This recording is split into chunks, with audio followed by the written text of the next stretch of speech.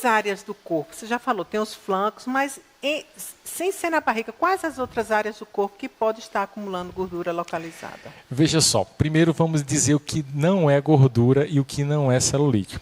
Chegam algumas pacientes lá na clínica e falam, Rodrigo, eu estou com a gordurinha de sutiã. Sim. Aí eu pego e brinco, oxe, então quer dizer que teu sutiã está gordinho? Não é a gordura do sutiã. Muitas das vezes o que acontece, a glândula lateral mamária, ou seja, todos os linfonodos que estão nessa região, eles estão todos infartados, eles estão inflamados. Então acontece o quê? Acontece uma junção de líquidos ali e o tecido pesa. Então, quando esse tecido pesa, então justamente acontece um acúmulo de edemas naquela região. Então, dificilmente nessa região, principalmente em pacientes mesomorfos, a gente não tem índice de gordura lá.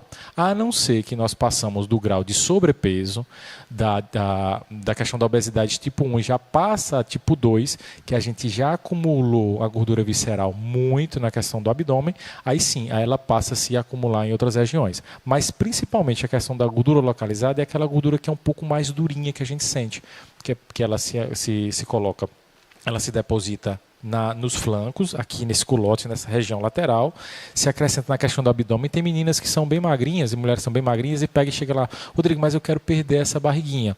Aquilo ali é gordura localizada. Então nós temos que trabalhar de forma localizada naquela região, porque às vezes a pessoa já é esbelta, mas fica com um pouco de abdômen naquela região.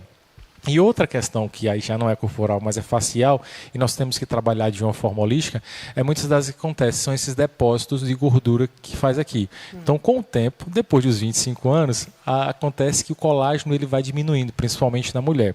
Nós, homens, lá para os 35, 40 anos, começa a se diminuir a questão da produção de colágeno. Então, ela acaba caindo, são como se fossem bolsas que caem e se acumulam aqui. Então, são esses tipos e esses locais que se encontra a gordura. Agora, qual o tipo de gordura que é mais fácil e mais difícil de perder? Tem essa também? Então, não é que tem a gordura mais fácil ou mais difícil, mas nós temos que seguir uma sequência. Né? Então, por exemplo, Rodrigo, então a gente tem que começar a atacar a gordura por onde? Nós temos que começar por onde ela começou. Então, por intermédio da resistência insulínica, ou seja, eu tenho que diminuir a quantidade de gordura no sangue, a quantidade de glicose no sangue, para a partir daí o meu corpo entender, poxa, não está chegando tanta gordura, não está chegando tanta energia no meu corpo, então eu tenho que procurar esses depósitos de energia.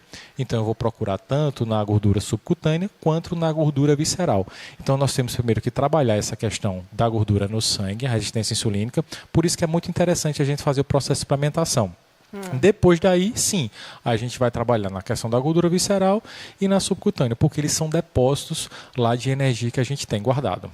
Nesse caso, quais são os tratamentos mais indicados, né, para eliminar a gordura localizada em clínica? Isso. Em clínica também a gente tem que trabalhar dentro de uma sequência. Muitas vezes acontece, Séries, da paciente chegar lá na clínica e dizer, Rodrigo, eu quero pegar e fazer criofrequência. Eu quero fazer radiofrequência.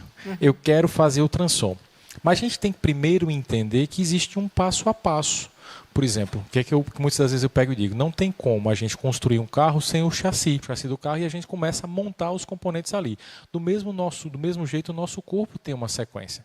Então, o que acontece? Primeiro, a gente tem que fazer o processo de desobstrução. Então, a gente tem que desobstruir todos os glândulos linfáticos, deixarem eles desobstruídos, para que a gente comece a fazer o processo de desintoxicação. Então, primeiro seria o passo de fazer uma boa drenagem linfática. Tem que começar por ela. Não existe tratamento de emagrecimento. E emagrecimento que eu falo, gente, eu estou falando de emagrecimento que seja contínuo. Não é aquele emagrecimento, sério, que muitas das vezes você faz 3 meses, 4 meses, e aí daqui mais um pedaço você perdeu 10 quilos e depois você engordou 15. Esse efeito sanfona não existe dentro da ortomolecular. Tá? Então a gente faz de forma gradativa. É um pouco mais lento quando a gente perde? Sim, mas é de forma gradativa. Abrindo um parênteses aqui, todo o meu processo de emagrecimento hoje ele já está em 33,8 kg. Então foi algo progressivo, não foi algo que, por exemplo, eu perdi 10 quilos e aumentei novamente. É algo progressivo que a gente vai reprogramando esse corpo. Então, fiz o processo de desobstrução, fiz o processo de desintoxicação, aí eu posso ir para um ultrassom, eu posso ir para uma radiofrequência, para a partir do momento eu fazer o que? Estimular aquela gordura a ser absorvida. E depois daí eu vou tratar com a questão da cordifrequência ou da criofrequência, que ele vai justamente estimular o colágeno e fazer esse processo de vasoconstrição para a gente não ter aquele tecido caído. Então existe essa sequência. Então, drenagem linfática, a sauna seca de infravermelho longo são tratamentos muito bacanas, ultrassom, a própria radiofrequência. E a questão no pós, depois do paciente já ter perdido, a gente entra com os tratamentos de vasoconstrição, que é a criofrequência e a